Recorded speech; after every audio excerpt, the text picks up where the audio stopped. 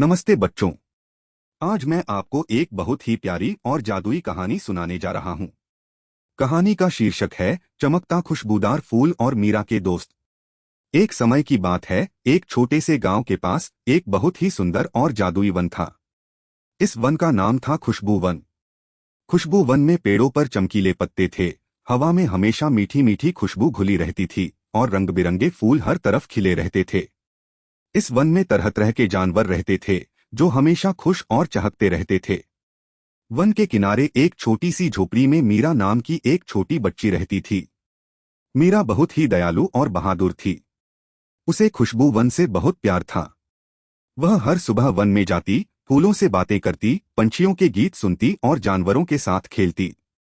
One के सभी जानवर मीरा को बहुत पसंद करते थे क्योंकि मीरा उनके साथ बहुत प्यार से पेश आती थी। वह कभी किसी को तंग नहीं करती थी और हमेशा मदद के लिए तैयार रहती थी। एक दिन सुबह जब मीरा वन में गई तो उसने देखा कि आज वन में हमेशा वाली खुशबू नहीं है। फूल मुरझाए हुए थे, पेड़ों के पत्ते चमक नहीं रहे थे और पंछी भी चुप थे। हवा में एक अजीब सी उदासी थी। वन के जानवर भी अपने अपने बिलों में दुबके हुए थे और कोई खेल नहीं रहा था। मीरा को यह देखकर बहुत दुख हुआ। उसने सोचा, आज खुशबू वन को क्या हो गया है? यह इतना उदास क्यों लग रहा है? वह उदासी का कारण जानने के लिए वन के सबसे ज्ञानी जानवर ज्ञानी कछुए के पास गई। ज्ञानी कछुआ एक बहुत ही पुराने पेड़ के नीचे धीरे धीरे चल रहा था और उसके चेहरे पर भी चिंता की लकीरें थीं। मीरा ने उससे पूछा, ज्ञानी कछुआ भैया, आज वन में इतनी उदासी क्यों है? कछुए ने गहरी सांस ली और कहा, मीरा बेटी, हमारे खुशबू वन का सबसे कीमती चमकता खुशबूदार फूल कहीं गायब हो गया है। वह फूल ही वन की आत्मा था। उसकी चमक और खुशबू से ही वन में जान रहती थी। अब वह नहीं है तो वन उदास हो गया है। यह सुनकर मीरा को बहुत बुरा लगा। उसे समझ आ गया कि वन की उदासी का असली कारण क्या है। उसने तुरंत फैसला किया कि वह उस जादुई फूल को ढूंढ कर ही रहेगी। उसने ज्ञानी कछुए से कहा, चिंता मत करो ज्ञानी कछुए भैया, मैं उस चमकते खुशबूदार फूल को ढूंढकर वापस लाऊंगी। कछुए ने मुस्कुराकर कहा, शाबाश बेटी, मुझे तुम पर भरोसा है। मीरा ने अपनी यात्रा शुरू की। थोड़ी दूर चलते ही उसे फुर्तीली गिलहरी पेड़ पर से नीचे उतरती हुई मिली। गिलहरी भी बहुत उदास थी। मीरा ने उससे पूछा, गिलहरी बहन, क्या तुमने चमकते खुशबूदार फूल को कहीं देखा है? गिलहरी ने अपनी पूंछ हिलाई और बोली, मीरा, मैंने उसे आखिरी बार कल रात झरने के पास देखा था। वह बहुत तेजी से चमक रहा था, फिर अचानक फिसल कर नीचे चला गया और मुझे लगा कि वह झरने के पास ही कहीं खो गया होगा। मैं भी बहुत दुखी हूँ क्योंकि मुझे उसकी खुशबू बहुत पसंद थी। मैं तुम्हारी मदद जरूर करूंगी। मीरा और फुर्तीली गिलहरी दोनों मिलकर झरने की ओर चल दिए। झरने के पास पहुंचते ही उन्होंने देखा कि वहां बड़ी बड़ी चट्टानें थीं जो एक भूल भुलिया जैसी दिख रही थीं। रास्ता बहुत टेढ़ा मेढ़ा और मुश्किल था। गिलहरी ने कहा, मुझे लगता है फूल इसी भूल भुलिया में कहीं खो गया होगा। तभी उन्हें एक कोने में दुबका हुआ एक छोटा सा डरपोक खरगोश मिला। खरगोश बहुत डरा हुआ था। मीरा ने उससे प्यार से पूछा, खरगोश दोस्त, तुम इतने डरे हुए क्यों हो? क्या तुमने यहाँ कुछ देखा है? खरगोश ने कांपते हुए कहा, हाँ, मैंने देखा था एक बहुत ही चमकता हुआ फूल। वह फिसलकर इस चट्टानों वाली जगह के अंदर चला गया। मुझे डर लग रहा था, इसलिए मैं बाहर नहीं निकला। मीरा ने उसे हिम्मत दी, डरो मत खरगोश, हम सब मिलकर उसे ढूंढेंगे। क्या तुम हमारी मदद करोगे? खरगोश ने थोड़ा हिम्मत जुटाकर सिर हिलाया। तीनों दोस्त मीरा, फुर्तीली गिलहरी और डरपोक खरगोश अब भूल भुलिया के अंदर जाने लगे। रास्ता बहुत घुमावदार था और हर तरफ एक जैसी दिखने वाली चट्टानें थीं। गिलहरी अपनी फुर्ती से इधर उधर कूद रही थी, रास्ता खोजने की कोशिश कर रही थी। मीरा ध्यान से पत्थरों पर पड़े निशानों को देख रही थी। खरगोश अभी भी थोड़ा डरा हुआ था, लेकिन उसने फूल की हल्की सी खुशबू महसूस की। उसने कहा, मुझे उसकी खुशबू आ रही है। इस तरफ से ज्यादा तेज आ रही है। खरगोश ने अपनी तेज सूंघने की शक्ति का इस्तेमाल किया और एक छिपे हुए रास्ते की ओर इशारा किया जो बहुत ही संकरा था। मीरा और गिलहरी ने उसका पीछा किया। थोड़ी देर बाद वे उस भूल भुलैया से बाहर आ गए। खरगोश ने अपनी पहली चुनौती में टीम की बहुत मदद की थी और अब वह थोड़ा कम डरा हुआ महसूस कर रहा था। भूलभुलिया के उस पार एक बहुत ही अंधेरी गुफा थी।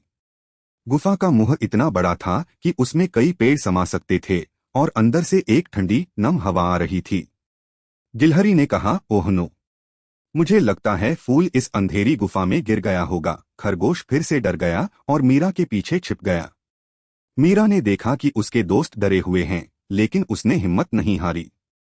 उसने अपने थैले से एक छोटी सी चमकीली पत्थर निकाली, जिसे ज्ञानी कछुए ने उसे किसी मुश्किल समय के लिए दिया था। जैसे ही मीरा ने उस पत्थर को उठाया, वह हल्की हल्की चमकने लगी, एक छोटी सी टॉर्च की तरह। चलो दोस्तों, डरो मत, मेरे पास यह चमकीली पत्थर है। हम मिलकर इस गुफा से भी पार पा लेंगे, मीरा ने कहा। सभी दोस्तों ने हिम्मत बटोरी और धीरे धीरे गुफा के अंदर चलने लगे। गुफा के अंदर बहुत अंधेरा था, लेकिन मीरा की चमकीली पत्थर से हल्की रोशनी हो रही थी। थोड़ी दूर चलने पर उन्होंने देखा कि एक पतली सी पगडंडी पर हल्की हल्की चमक फैल रही थी, जैसे किसी ने जादू से रास्ता बनाया हो। यह चमकते खुशबूदार फूल की ही चमक थी, जो अपनी आखिरी शक्ति से रास्ता दिखा रहा था। रास्ते में फिसलन भरी चट्टानें थीं और ऊपर से पानी टपक रहा था। गिलहरी अपनी फुर्ती से पत्थरों पर कूदती हुई आगे बढ़ रही थी, जबकि खरगोश सावधानी से मीरा के पीछे पीछे चल रहा था। एक जगह उन्हें एक छोटी सी खाई पार करनी पड़ी।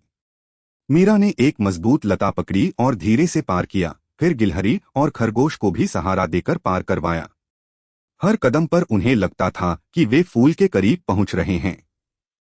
उनकी हिम्मत और एक दूसरे पर भरोसा बढ़ता जा रहा था। गुफा से बाहर निकलते ही उन्हें एक ऊंचा टीला दिखा। टीले के पास एक चालाक लोमड़ी बैठी थी, जो अपनी पूंछ हिला रही थी। उसके पास एक छोटी सी टोकरी थी। मीरा को शक हुआ। उसने लोमड़ी से पूछा, लोमड़ी दीदी, क्या आपने यहाँ कोई चमकता हुआ फूल देखा है? लोमड़ी ने अपनी आंखें सिकोड़ी और बोली, हाँ, देखा था। एक अजीब सा चमकता हुआ फूल था। मुझे लगा कि यह कोई साधारण फूल है और अगर मैं इसे बेचूंगी तो मुझे कुछ पैसे मिल जाएंगे। मैंने उसे अपनी टोकरी में रखा था, लेकिन वह इतना जोर से चमक रहा था कि मुझे डर लगने लगा और मैंने उसे इसी टीले पर फेंक दिया। अब वह शायद अपनी चमक खो चुका होगा। मुझे नहीं पता था कि वह इतना खास है। लोमड़ी ने अपनी गलती मान ली, क्योंकि उसे लगा कि उसने कोई मुसीबत अपने सिर ले ली है। मीरा ने लोमड़ी को समझाया, लोमड़ी दीदी, वह कोई साधारण फूल नहीं है। वह हमारे खुशबू वन का चमकता खुशबूदार फूल है, जिससे वन में जान रहती है। अगर वह अपनी चमक खो देगा तो पूरा वन मुरझा जाएगा। लोमड़ी को यह सुनकर बहुत बुरा लगा। उसे अपनी गलती का एहसास हुआ। उसने कहा, ओह, मुझे माफ करना बच्चों, मुझे बिल्कुल नहीं पता था। मैंने उसे इसी टीले के सबसे ऊंचे हिस्से पर फेंका था। लोमड़ी ने उन्हें टीले तक का रास्ता दिखाया। जैसे ही वे टीले के ऊपर पहुंचे, उन्होंने देखा कि चमकता खुशबूदार फूल वहां पड़ा था, लेकिन उसकी चमक बिल्कुल फीकी पड़ गई थी और वह मुरझाया हुआ सा लग रहा था। उसकी खुशबू भी बहुत हल्की हो गई थी। वह इतना उदास लग रहा था, जैसे उसे कोई बहुत देर से भूल गया हो। मीरा ने बहुत प्यार से और धीरे से उस चमकते खुशबूदार फूल को उठाया। वह बहुत नाजुक लग रहा था। खरगोश और गिलहरी ने भी उसे प्यार से देखा।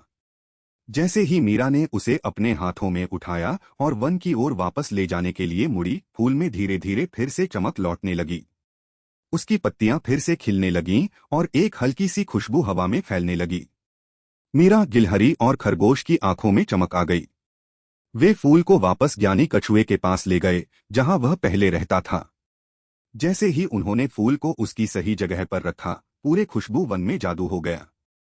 फूल अपनी पूरी चमक के साथ फिर से चमकने लगा और उसकी खुशबू इतनी तेज हो गई कि पूरा वन उसमें समा गया।